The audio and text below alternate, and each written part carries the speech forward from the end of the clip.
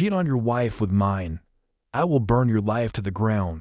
Asterisk way back in the early 2000s.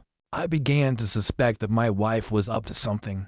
Our two kids were about 4 and 6, still young, but not so young they couldn't tell you something about what had happened in their day. They started talking a lot about staying with my wife's parents during the day, which wasn't really that strange in and of itself, but since they lived about 90 minutes away, doing so 2 or 3 times a week seemed a bit much. That was basically every day she wasn't working in her part-time job.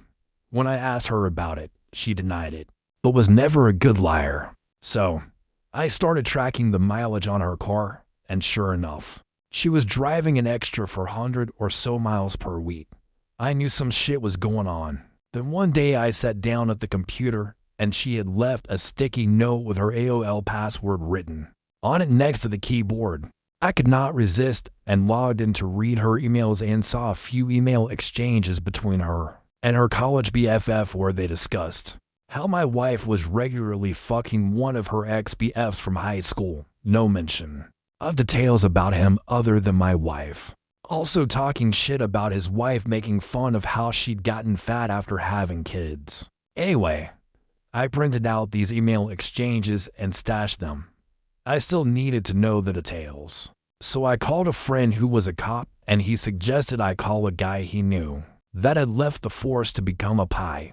Ron was great. I paid his retainer and gave him the emails and what little I knew about my wife's activities. And he figured out exactly what she was doing. His report detailed with photos and times, dates, locations, all about how she would take the kids to her parents, then go meet this guy for lunch, then they'd go to a dumpy motel for a few hours, after which she'd pick up the kids and return home. At this point, I hired a divorce lawyer. My parents cheated on each other, and the fallout absolutely fucked mine and my siblings' childhood.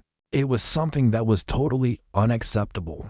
I also asked Ron to find out what he could about this guy. Ron absolutely came through. I learned his name Bob, that he was married and had 3 kids. I also found out that he worked as a VP of sales for his father-in-law's business. At this point, I had my lawyer draw up the divorce papers. I also asked Ron for a couple more copies of his report. And one more thing I wanted him to do for me. On the same day, I had my wife serve with the divorce papers at her work. I had Ron meet with this guy's wife and show her everything he'd found out. She seemed nice, and I figured that she deserved to know what her dear hubby was up to. What she did with that information was up to her. While the information about my wife's infidelity didn't really matter in my divorce proceedings, Bob's wife did a real number on him. According to the publicly available court documents from the divorce and other related proceedings, she cleaned out their joint account, took the kids, and left. As soon as her dad found out what he'd done, Bob was fired, and since her parents actually owned the house where Bob and his wife lived, he also got evicted. Their divorce was ugly. Lots of fighting in and evidently out of court. I guess Bob went to the house and started arguing with his wife, and it escalated to the point that her brother stepped in and Bob got his nose broken. There were restraining orders, a few more incidents with police reports, criminal charges, jail time, and so on. I can't find Bob on the internet anywhere these days.